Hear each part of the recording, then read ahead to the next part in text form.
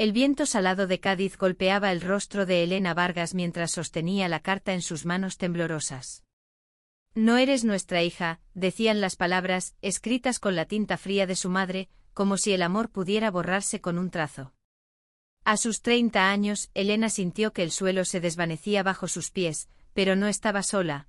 Lucía, su amor, su ancla, la miraba desde el otro lado de la plaza con ojos que prometían un futuro. En el pequeño pueblo de Conil de la Frontera, donde las casas blancas reflejaban el sol como espejos, Elena había crecido bajo el peso de las expectativas. Su familia, los Vargas, era un pilar de la comunidad, dueños de tierras, devotos de la iglesia, guardianes de la tradición.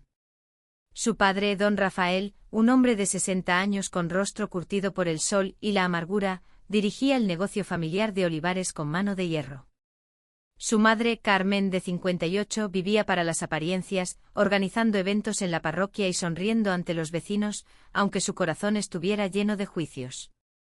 Elena, la menor de 3 hermanos, siempre fue la rebelde, la que soñaba con pintar, viajar y amar sin cadenas. Pero en Conil, los sueños como los suyos eran pecados. A los 25, Elena conoció a Lucía Moreno en un festival de verano en Cádiz.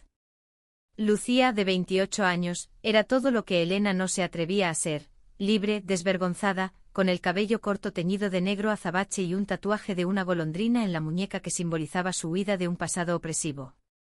Lucía trabajaba como fotógrafa freelance, capturando la vida cruda de las calles, los rostros de los pescadores, las risas de los niños. Su risa era un desafío al mundo, y Elena se enamoró de ella en un instante, como si el universo hubiera conspirado para unirlas. Pero el amor, en un lugar donde las miradas juzgan más que las palabras, era un delito. Cuando Elena presentó a Lucía a su familia, el silencio en la mesa fue ensordecedor. Rafael la llamó desviada. Carmen lloró, diciendo que había fallado como madre. Sus hermanos Miguel y Antonio, de 35 y 38 años, la miraron como si fuera una extraña. No puede ser así y seguir siendo una Vargas, sentenció Miguel. Esa noche Elena fue expulsada de la casa familiar, sus pertenencias arrojadas a la calle como basura. Lucía la recogió, literal y figurativamente. Juntas se mudaron a un pequeño apartamento en Cádiz, donde las paredes estaban llenas de los cuadros de Elena y las fotos de Lucía. Pero el dolor no desaparecía. Cada carta de vuelta, cada llamada ignorada, era una puñalada. Elena no entendía cómo su familia, que predicaba el amor cristiano, podía odiarla por amar. Lucía, con su fuerza inquebrantable, le decía: no necesita su aprobación. Nos tenemos a nosotras. Pero en el fondo Elena soñaba con hacerles entender, con hacerles sentir el peso de su error. Un día, mientras pintaba un lienzo en el que retrataba a Lucía bajo la luz del atardecer, Elena recibió una llamada inesperada. Era su tía Isabel, la única que nunca la juzgó. Tu padre está enfermo, Elena. No le queda mucho tiempo, dijo con voz quebrada. Elena sintió un nudo en el pecho. No quería volver, pero algo en ella, quizá el amor que aún sentía por la familia que la rechazó, la empujó a regresar a Conil. El reencuentro fue un campo de batalla. Rafael, postrado en una cama, apenas la miró. Carmen, con los ojos enrojecidos, le reprochó haber deshonrado a la familia. Miguel y Antonio, ahora al mando del negocio, la trataron como a una intrusa. Pero Elena no estaba allí para suplicar. Había cambiado. Ya no era la niña que buscaba su aprobación. Había construido una vida con Lucía, una vida de amor verdadero, y tenía un plan. En los años que estuvo fuera, Elena había transformado su dolor en arte. Sus pinturas, cargadas de emociones crudas, se vendieron en galerías de Madrid y Barcelona. Lo que nadie sabía era que una de sus obras, un retrato de Lucía titulado Libertad en el exilio, había sido comprado por un coleccionista anónimo por una suma exorbitante, 5 millones de euros. Elena, que nunca había buscado la riqueza, decidió usar ese dinero para enviar un mensaje. No les dijo nada a su familia. En cambio, contrató a un abogado y redactó un testamento. Si algo le pasaba, los 5 millones irían a una fundación para jóvenes LGBT expulsados de sus hogares en España. Pero antes quiso darles una última lección. Invitó a su familia a una reunión en la plaza del pueblo, bajo la mirada curiosa de los vecinos. Allí, frente a todos, les entregó un cheque simbólico por los 5 millones. Esto es lo que valgo, dijo con la voz firme pero cargada de dolor. Esto es lo que perdieron cuando me echaron por amar. La plaza quedó en silencio. Carmen se cubrió el rostro, incapaz de sostener la mirada de los vecinos. Miguel y Antonio, rojos de vergüenza, no encontraron palabras. Rafael, desde su silla de ruedas, bajó la cabeza. Elena no esperaba una disculpa, pero sí quería que sintieran el peso de su error. Lucía, a su lado, le apretó la mano, sus ojos brillando con orgullo. Esa noche, mientras el sol se ponía sobre el mar, Elena y Lucía caminaron por la playa, dejando atrás las sombras del pasado. Pero la historia no terminaba allí. Algo más grande estaba por venir, algo que cambiaría no solo sus vidas, sino las de muchos otros. El eco de las palabras de Elena resonaba aún en la plaza de Conil cuando los murmullos de los vecinos comenzaron a crecer como una marea. Nadie esperaba que la hija desterrada de los Vargas regresara con tal fuerza, mucho menos con un cheque que representaba más dinero del que la mayoría había visto en su vida. Pero para Elena, no se trataba del dinero. Era una declaración, su amor, su identidad, no eran un error. En los días siguientes el pueblo no hablaba de otra cosa. Algunos admiraban el coraje de Elena, otros, más aferrados a las viejas costumbres, la juzgaban en susurros. Lucía, siempre pragmática, le advirtió, no todos van a entenderlo, amor. Pero lo que hiciste hoy cambió algo. Y tenía razón. Aunque Elena no lo supiera aún, su gesto había plantado una semilla. Mientras tanto, en la casa de los Vargas, el ambiente era un polvorín. Carmen, que siempre había cuidado las apariencias, no podía soportar las miradas en el mercado. ¿Cómo se atreve a humillarnos así?, repetía, apretando un rosario que ya no le ofrecía consuelo. Miguel y Antonio, por su parte, veían los 5 millones como una afrenta personal. Es una provocación, gruñó Miguel, mientras revisaba los libros del negocio familiar, que no pasaba por su mejor momento. Rafael, debilitado por la enfermedad, apenas hablaba, pero sus ojos reflejaban una tormenta de emociones que nadie podía descifrar. Elena y Lucía, ajenas al caos que habían desatado, decidieron quedarse en Conil por un tiempo. Alquilaron una casita en las afueras con vistas al mar, donde podían pintar y fotografiar sin las cadenas del pasado. Pero el pueblo no las dejaba en paz. Una noche alguien arrojó una piedra contra su ventana con una nota: pecadoras. Lucía, furiosa, quiso salir a buscar al culpable, pero Elena la detuvo. No vale la pena, dijo aunque su voz temblaba. No podemos cambiarlos a todos. Sin embargo, no todo eran sombras. Una tarde, mientras Elena pintaba en la playa, una adolescente de unos 16 años, Clara, se acercó tímidamente. Vi lo que hiciste en la plaza, dijo con los ojos brillando. Yo creo que soy como tú. Pero mi familia no lo sabe. Clara, con su cabello rizado y su acento andaluz, parecía cargar el peso del mundo. Elena sintió un vuelco en el corazón. Recordó su propia adolescencia, escondiendo quién era, temiendo el rechazo. Invitó a Clara a sentarse, y juntas hablaron hasta que el sol se escondió. Lucía, que las observaba desde lejos, supo que algo importante estaban haciendo. Esa conversación con Clara inspiró a Elena. Si su familia no podía aceptarlas, tal vez podía ayudar a otros. Con Lucía comenzaron a planear algo más grande: usar los 5 millones no solo para la fundación, sino para crear un refugio en Cádiz, un lugar donde jóvenes como Clara pudieran sentirse seguras. Llamaron al proyecto Golondrinas en honor al tatuaje de Lucía, un símbolo de libertad. Pero el camino no sería fácil. Mientras tanto, en la casa de los Vargas, las tensiones crecían. Miguel, el más ambicioso de los hermanos, vio en el dinero de Elena una oportunidad para salvar el negocio familiar, que estaba al borde de la quiebra por malas inversiones. Convenció a Antonio para que intentaran hablar con Elena, no para disculparse, sino para reclamar lo que consideraban su parte. Es una Vargas después de todo, dijo Miguel, aunque en el fondo sabía que sus motivos eran egoístas. La reunión con Elena fue un desastre. En un café del Paseo Marítimo, Miguel intentó manipularla con palabras dulces, hablando de unidad familiar y el legado de los Vargas. Pero Elena, que ya no era la niña insegura de antes, lo interrumpió. No queréis mi amor, solo mi dinero, dijo con una calma que los desarmó. Antonio, que siempre había sido el más callado, bajó la mirada, incapaz de contradecirla. Cuando se fueron, Elena sintió una mezcla de alivio y tristeza. Sabía que no cambiarían, pero aún le dolía. Esa noche, mientras Lucía editaba fotos en su portátil, Elena se sentó junto a ella y le confesó: a veces pienso que no vale la pena intentarlo. Pero luego pienso en Clara, en todas las Claras que hay ahí fuera. Lucía la abrazó, sus manos cálidas contra la piel de Elena. Entonces sigamos luchando, mi amor. Por ellas. La idea de golondrinas comenzó a tomar forma. Contactaron con activistas locales, arquitectos y abogados para transformar una vieja casa en las afueras en un refugio.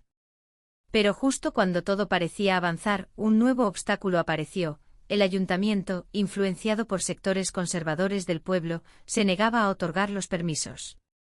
Elena sospechaba que su familia estaba detrás, moviendo hilos para frenarlas.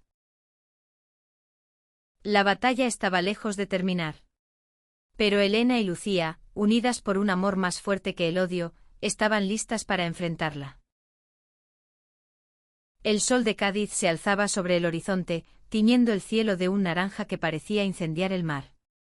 Elena y Lucía, sentadas en la terraza de su casita alquilada, planeaban los próximos pasos para golondrinas.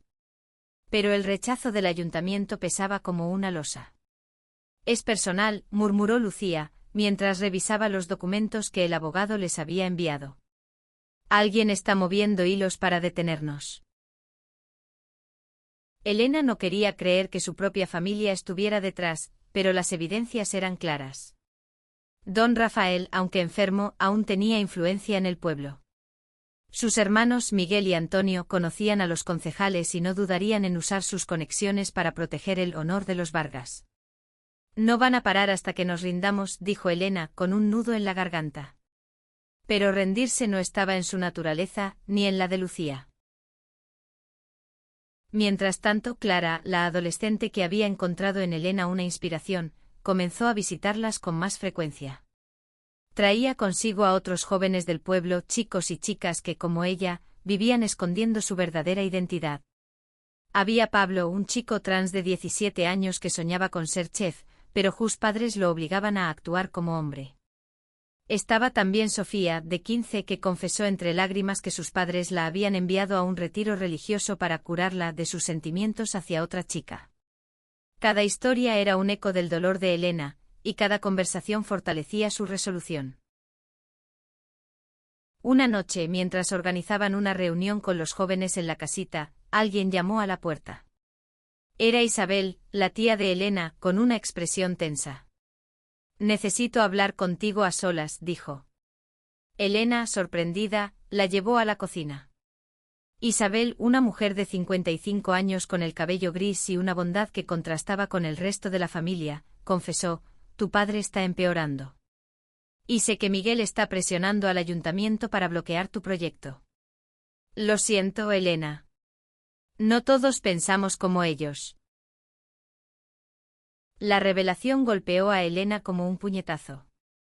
Pero en lugar de derrumbarla, la llenó de una furia contenida. ¿Por qué no me lo dijiste antes?, preguntó con la voz temblorosa. Isabel bajó la mirada. Tenía miedo de perder lo poco que me queda de familia. Pero vi lo que hiciste en la plaza. Vi tu fuerza. Y quiero ayudarte. Con la ayuda de Isabel, Elena y Lucía comenzaron a reunir pruebas de la influencia de Miguel en el ayuntamiento. Descubrieron que había ofrecido donaciones a cambio de que los permisos fueran denegados. Pero no se detuvieron ahí. Lucía, con su ingenio de fotógrafa, propuso una idea audaz: usar las redes sociales para exponer la situación. Si el pueblo entero lo sabe, no podrán ignorarnos, dijo. Juntas crearon una campaña en línea, compartiendo las historias de Clara, Pablo, Sofía y otros jóvenes, todas anónimas pero profundamente humanas. Las fotos de Lucía, cargadas de emoción, y los textos de Elena, escritos con el alma, comenzaron a viralizarse. La campaña no solo atrajo la atención del pueblo, sino también de medios nacionales. Periodistas de Cádiz y Sevilla llegaron a Conil, ansiosos por cubrir la historia de las dos mujeres que desafiaban a un sistema opresivo. Pero con la fama vino el peligro. Una noche, mientras Elena y Lucía volvían a casa, un grupo de desconocidos las increpó en la calle. «Volved a donde pertenecéis», gritó uno, lanzando una botella que se estrelló a pocos metros.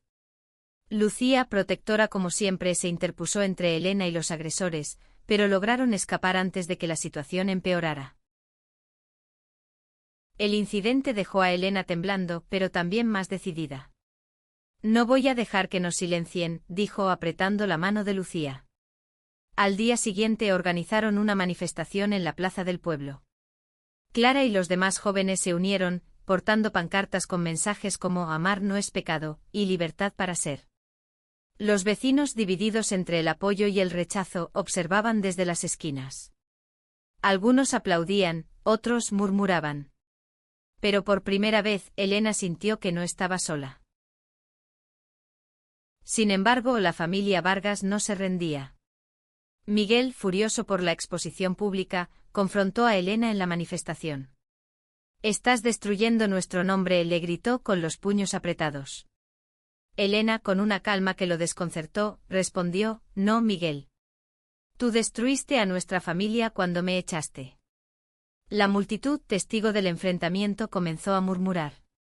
Por primera vez, los Vargas no eran los intocables. Esa noche, mientras Elena y Lucía descansaban en su terraza, exhaustas pero esperanzadas, recibieron una llamada.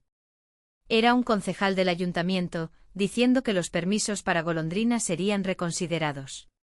La presión pública estaba funcionando.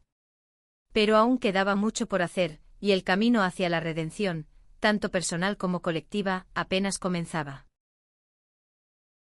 La noticia de que el ayuntamiento reconsideraría los permisos para golondrinas fue como un rayo de luz en medio de la tormenta. Elena y Lucía celebraron en su pequeña terraza, brindando con vino tinto bajo las estrellas. Pero ambas sabían que la victoria no estaba asegurada. «Esto es solo el principio», dijo Lucía, con su característica mezcla de optimismo y cautela. «Van a seguir luchando contra nosotras». En los días siguientes el ambiente en Conil se volvió aún más tenso. La campaña en redes sociales había dividido al pueblo. Por un lado, los jóvenes y algunos vecinos progresistas apoyaban a Elena y Lucía, compartiendo sus publicaciones y asistiendo a reuniones improvisadas en la casita. Por otro, los sectores más conservadores, instigados por rumores que circulaban desde la iglesia, las acusaban de corromper la moral del pueblo. Una mañana, Elena encontró pintadas en la puerta de su casa: «Dejadnos en paz». Lucía, furiosa, quiso pintarlas de nuevo, pero Elena la detuvo. «Que se queden ahí», dijo. «Que todos vean lo que enfrentamos». Mientras tanto, en la casa de los Vargas, el deterioro de Rafael empeoraba. Carmen, agotada por el cuidado constante y la presión social, comenzó a cuestionarse en silencio. Una noche, mientras rezaba en la capilla familiar, se encontró llorando, no por la deshonra de Elena, sino por el vacío que sentía desde que su hija se fue. Pero su orgullo, alimentado por años de tradición, no la dejaba dar el primer paso. Miguel, por su parte, estaba obsesionado con recuperar el control.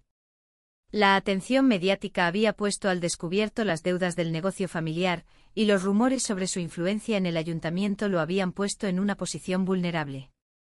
Convenció a Antonio para intentar un nuevo enfoque: ofrecerle a Elena una reconciliación, a cambio de una parte de los 5 millones. «Podemos decir que la aceptamos», dijo Miguel, con una frialdad que hizo que incluso Antonio, siempre sumiso, dudara. La propuesta llegó a Elena a través de una carta formal, escrita por un abogado. La invitaban a una reunión familiar en la casa de los Vargas, con la promesa de sanar las heridas. Elena, desconfiada, compartió la carta con Lucía. «Es una trampa», dijo Lucía, arrugando el papel. «Quieren tu dinero, no a ti». Pero Elena, aunque dolida, sentía una chispa de esperanza. Tal vez mi padre quiera verme antes de que sea tarde», dijo con la voz quebrada. La reunión fue un desastre desde el principio. Rafael, apenas consciente, no dijo nada. Carmen intentó hablar de perdón, pero sus palabras sonaban vacías. Miguel fue directo: «Si nos das una parte del dinero podemos olvidar el pasado». Elena, que había entrado con un corazón abierto, sintió que se rompía una vez más. «No quiero vuestro perdón», respondió con lágrimas en los ojos. «Quería una familia. Pero ya no sois la mía». Se levantó y salió, dejando a los Vargas en un silencio sepulcral. Esa noche Elena no pudo dormir. Las palabras de su hermano resonaban en su mente, pero también la fuerza de Lucía, que la abrazó hasta que el amanecer llegó. «No necesitas su amor para ser completa», le susurró Lucía. «Tú ya eres suficiente». Esas palabras encendieron algo en Elena. Decidió que no se rendiría, ni ante su familia ni ante el pueblo. Con la ayuda de Isabel y un grupo de activistas locales, Elena y Lucía redoblaron sus esfuerzos para Golondrinas. Organizaron talleres en la casita, donde jóvenes como Clara y Pablo podían hablar abiertamente de sus identidades. Una periodista de Sevilla, impresionada por su historia, publicó un artículo que llegó a las portadas nacionales. La presión sobre el ayuntamiento creció y finalmente los permisos fueron aprobados. El día que comenzaron las obras en la vieja casa que sería Golondrinas, Elena sintió que el peso en su pecho se aligeraba. Los jóvenes del pueblo ayudaron a pintar las paredes, mientras Lucía documentaba cada momento con su cámara. Pero justo cuando todo parecía ir bien, una tragedia golpeó. Rafael, el padre de Elena, murió esa misma noche. La noticia llegó como un mazazo. Aunque Elena había cortado lazos, el dolor de perder a su padre la desgarró. Decidió asistir al funeral, no por los Vargas, sino por ella misma, para cerrar un capítulo.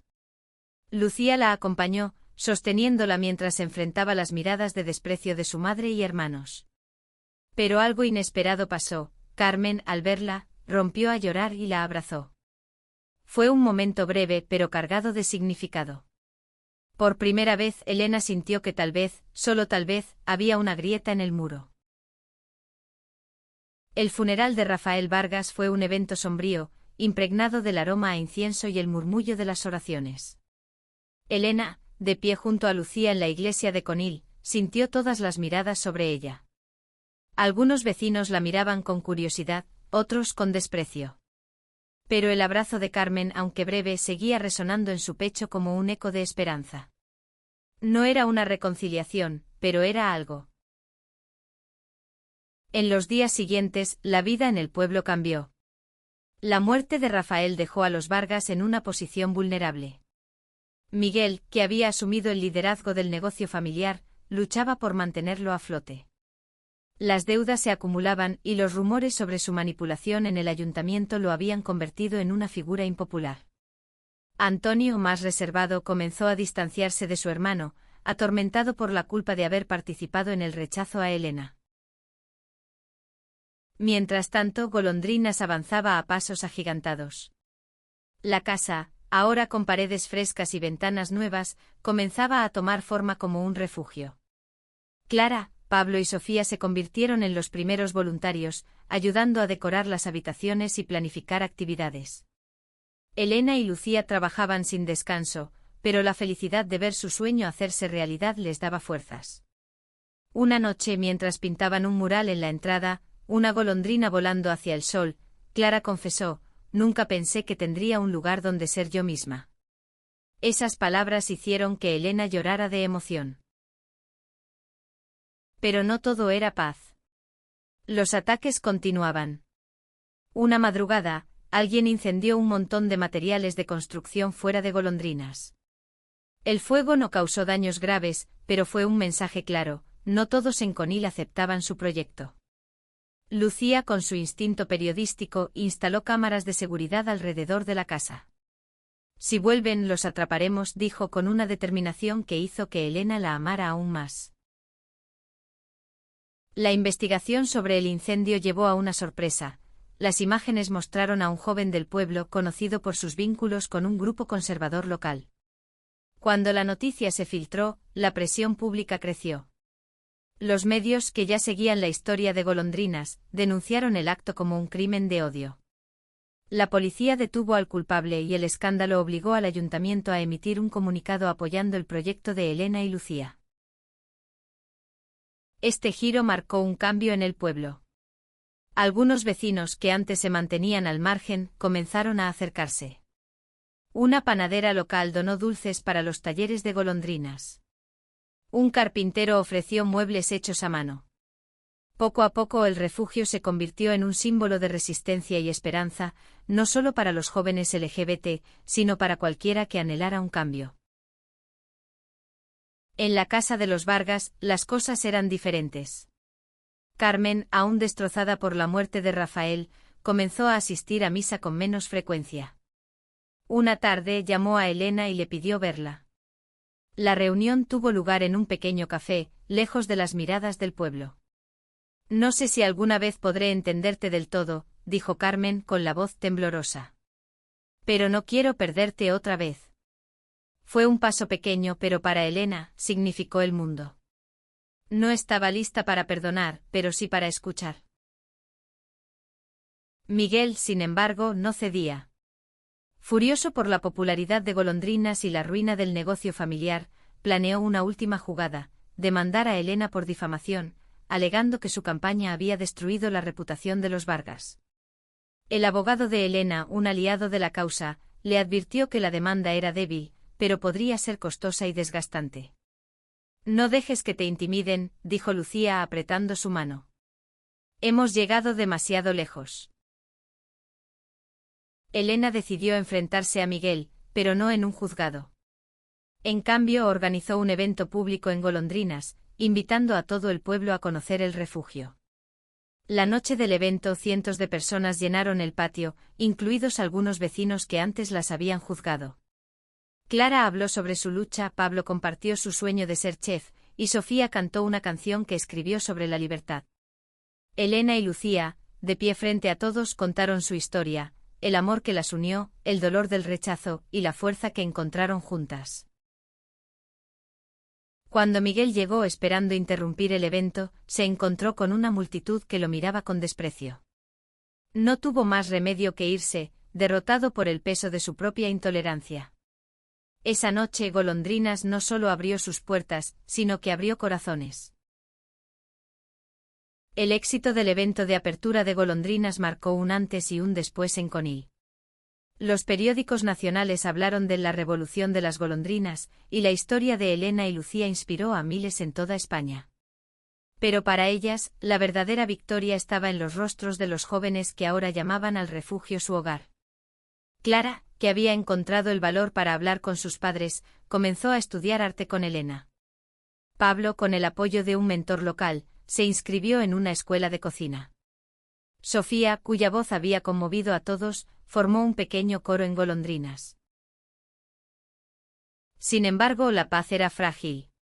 Aunque Miguel había abandonado su demanda, su resentimiento no desapareció. Una noche Elena recibió un mensaje anónimo: no creas que esto ha terminado. La amenaza la inquietó, pero Lucía, siempre su roca, insistió en reforzar la seguridad. No van a detenernos ahora, dijo, instalando alarmas adicionales en la casa. Mientras tanto, Carmen dio un paso inesperado. Una mañana apareció en Golondrinas con una bandeja de bizcochos caseros, los mismos que solía hacer para Elena cuando era niña. No sé si esto cambia algo, dijo, nerviosa. Pero quiero intentarlo. Elena, con el corazón dividido entre el dolor y la esperanza, la invitó a pasar. Por primera vez Carmen vio a los jóvenes del refugio, escuchó sus historias, y algo en ella comenzó a romperse. No sabía cuánto daño hicimos, confesó con lágrimas en los ojos. Elena no estaba lista para perdonarla, pero le agradeció el gesto. Era un comienzo. El trabajo en Golondrinas no paraba. Elena y Lucía organizaron talleres de arte, fotografía y escritura, invitando a profesionales de Cádiz y Sevilla. La fundación, financiada con los 5 millones, comenzó a recibir donaciones de todo el país, lo que les permitió ampliar el proyecto. Planeaban abrir una segunda casa en Sevilla, donde la demanda de apoyo para jóvenes LGBT era creciente. Pero el éxito también trajo nuevos desafíos. Grupos conservadores de la región organizaron protestas frente al ayuntamiento, exigiendo que Golondrinas fuera clausurado. Es una amenaza para nuestros valores, decían sus pancartas. Elena y Lucía, lejos de intimidarse, decidieron responder con más amor. Organizaron un festival en la playa con música, arte y charlas abiertas sobre la diversidad. Miles de personas acudieron, no solo de Conil, sino de toda Andalucía. La imagen de Elena y Lucía, tomadas de la mano mientras el sol se ponía, se convirtió en un símbolo de resistencia. Los medios lo llamaron el verano del cambio. Pero no todos estaban dispuestos a aceptar ese cambio. Una noche, mientras el festival terminaba, un grupo de encapuchados intentó entrar en Golondrinas. Las alarmas los ahuyentaron, pero dejaron un mensaje pintado en la entrada: pecadoras arderéis. La policía, ahora más receptiva gracias a la presión pública, prometió investigar, pero Elena y Lucía sabían que debían protegerse solas. Contrataron guardias de seguridad y comenzaron a entrenar a los jóvenes en autodefensa. En medio de la tormenta, un rayo de luz llegó de forma inesperada. Antonio, el hermano menor de Elena, la llamó después de meses de silencio. No puedo seguir siendo parte de esto, dijo con la voz quebrada. Confesó que Miguel había estado detrás de las amenazas, aliado con un grupo extremista local. No estoy de acuerdo con él. Quiero ayudarte.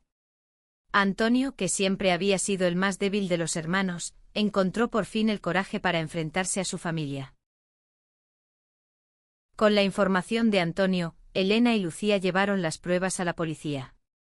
Miguel fue detenido y, aunque salió bajo fianza, su reputación quedó destrozada. Los vecinos, que antes lo veían como un líder, ahora lo evitaban. Carmen, devastada por las acciones de su hijo, se acercó más a Elena, asistiendo a los talleres de Golondrinas y escuchando las historias de los jóvenes.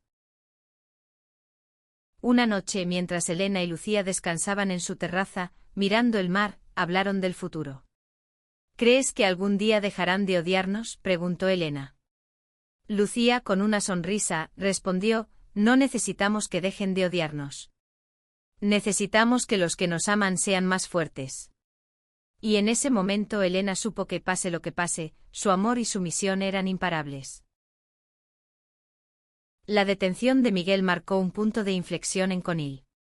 Los titulares de los periódicos no hablaban solo de su arresto, sino de la valentía de Elena y Lucía, dos mujeres que habían transformado el dolor en un faro de esperanza. Golondrinas ya no era solo un refugio, era un movimiento. Jóvenes de toda España enviaban cartas y mensajes, pidiendo ayuda o simplemente agradeciéndoles por existir. Elena, aunque agotada, encontraba fuerza en los pequeños momentos, la risa de Clara mientras pintaba, la determinación de Pablo al hablar de su futuro, la voz de Sofía cantando en el coro. Pero también sabía que la lucha no había terminado. Aunque Miguel estaba fuera de juego, los grupos conservadores seguían organizando protestas, y las amenazas anónimas no cesaban. Lucía, siempre práctica, insistió en contratar más seguridad y trabajar con abogados para proteger legalmente el refugio. Carmen, por su parte, seguía acercándose. Una tarde trajo a Golondrinas una caja llena de fotos antiguas, imágenes de Elena de niña, corriendo por los olivares, riendo con sus hermanos. No quiero olvidar quién eres, dijo Carmen con los ojos húmedos.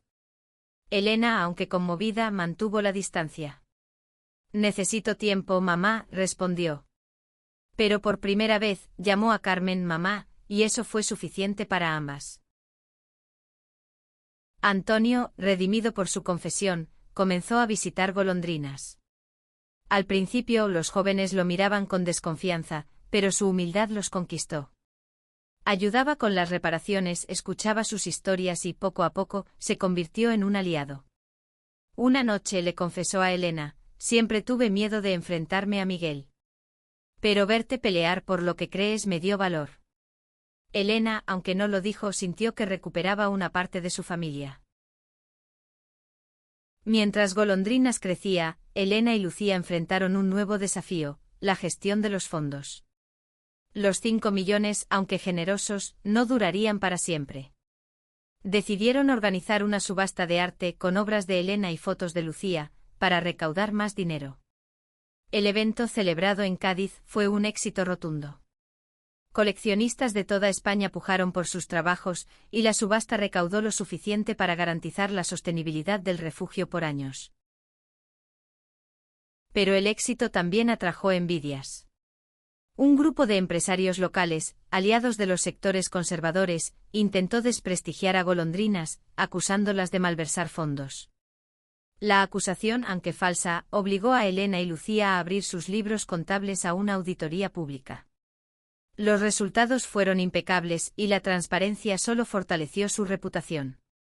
Que sigan hablando, dijo Lucía con una sonrisa. Cada mentira nos hace más fuertes. En medio de todo, Elena y Lucía encontraron tiempo para su amor. Una noche, paseando por la playa, Lucía se detuvo y sacó un anillo del bolsillo. No necesito una boda para saber que eres mi hogar, dijo con los ojos brillando. Pero quiero que el mundo sepa que somos para siempre. Elena, entre lágrimas y risas, aceptó. No fue una propuesta tradicional, pero era perfecta para ellas. El compromiso se convirtió en una celebración en Golondrinas. Los jóvenes decoraron el patio con luces y flores, y el coro de Sofía cantó bajo las estrellas. Incluso Carmen asistió, tímida pero presente, y por primera vez, sonrió al ver a Elena y Lucía juntas. Antonio, con lágrimas en los ojos, levantó una copa por ellas. Por las golondrinas, dijo, y todos brindaron. Pero justo cuando todo parecía perfecto, una nueva amenaza apareció. Un grupo extremista, furioso por el éxito de Golondrinas, planeaba un ataque durante la próxima reunión del refugio. Gracias a un informante anónimo, la policía intervino a tiempo, pero el susto dejó a Elena y Lucía temblando. ¿Cuándo acabará esto?, preguntó Elena agotada. Lucía, tomándola de las manos, respondió: cuando hayamos cambiado el mundo. Y lo estamos haciendo. La comunidad de Golondrinas se unió aún más después del susto. Los jóvenes, lejos de acobardarse, organizaron una marcha por las calles de Conil, exigiendo respeto y libertad. Miles se unieron y la imagen de Elena y Lucía liderando la marcha, con Clara, Pablo y Sofía a su lado, se convirtió en un símbolo nacional. El cambio, lento pero imparable, estaba ocurriendo. El amanecer en Conil nunca había sido tan hermoso. El cielo, pintado de rosas y naranjas, parecía celebrar la resistencia de Golondrinas. Elena y Lucía, de pie frente al refugio, observaban a los jóvenes que ahora llamaban a ese lugar su hogar. Habían pasado por el rechazo, las amenazas y el odio, pero allí estaban, más fuertes que nunca. La marcha por las calles de Conil marcó un hito. Los medios internacionales recogieron la historia, y Golondrinas se convirtió en un modelo para refugios en toda España. Elena y Lucía fueron invitadas a conferencias en Madrid, Barcelona e incluso Londres, donde compartieron su historia y su visión. Pero para ellas el verdadero éxito estaba en los pequeños momentos: Clara exponiendo su primera pintura, Pablo ganando un concurso de cocina, Sofía grabando su primera canción. Carmen poco a poco se convirtió en una presencia constante en Golondrinas. No hablaba mucho, pero sus acciones decían todo: horneaba para los talleres, ayudaba a limpiar, escuchaba. Una tarde, mientras pintaba con Elena, confesó: creí que estaba protegiendo a la familia, pero solo te hice daño. No espero que me perdones, pero quiero ser mejor. Elena, con el corazón más ligero, tomó su mano. Lo estás intentando, mamá. Eso es suficiente por ahora. Antonio, por su parte, encontró un nuevo propósito. Dejó el negocio familiar, que Miguel seguía intentando salvar en vano, y comenzó a trabajar como voluntario en golondrinas. Su transformación inspiró a otros en el pueblo, y poco a poco, las actitudes comenzaron a cambiar. Incluso algunos vecinos que antes murmuraban ahora traían donaciones, o asistían a los eventos del refugio. Miguel, aislado y desprestigiado, intentó una última maniobra, una disculpa pública que sonaba más a estrategia que a sinceridad. Pero Elena y Lucía, ya cansadas de sus juegos, no le dieron importancia. El pueblo, que había visto la verdad, tampoco. Miguel se mudó a otra ciudad, dejando atrás un legado de vergüenza. El día de la boda de Elena y Lucía fue una celebración de amor y resistencia. No fue en una iglesia, ni en un juzgado, sino en la playa de Conil, con el mar como testigo. Clara, Pablo, Sofía y los demás jóvenes decoraron el lugar con flores y luces. Carmen, con lágrimas en los ojos, caminó junto a Elena hacia Lucía, que esperaba con su característica sonrisa desafiante. «Por las golondrinas», dijo Lucía al intercambiar los anillos, y todos rieron y lloraron. Los 5 millones, que una vez fueron un símbolo de desafío, se convirtieron en el cimiento de un movimiento. Golondrinas abrió sucursales en Sevilla y Málaga, y los planes para una red nacional estaban en marcha. Elena y Lucía, ahora casadas, seguían trabajando juntas, pintando, fotografiando y luchando por un mundo donde nadie tuviera que esconder quién es. Una noche, mientras caminaban por la playa, Elena miró a Lucía y dijo: «Pensé que mi familia me había roto, pero me equivocaba. Me dieron la oportunidad de construir algo mejor». Lucía, con los ojos brillando bajo la luna, respondió: «No, amor. Nosotras lo construimos. Juntas». Y así, en un pueblo que una vez las rechazó, Elena y Lucía dejaron un legado de amor, resistencia y humanidad. Los Vargas, ahogados en su propia vergüenza, vieron como su hija, la que borraron, cambió el mundo. Y en cada joven que encontraba refugio en golondrinas, en cada sonrisa que florecía, el mensaje era claro: el amor siempre vence.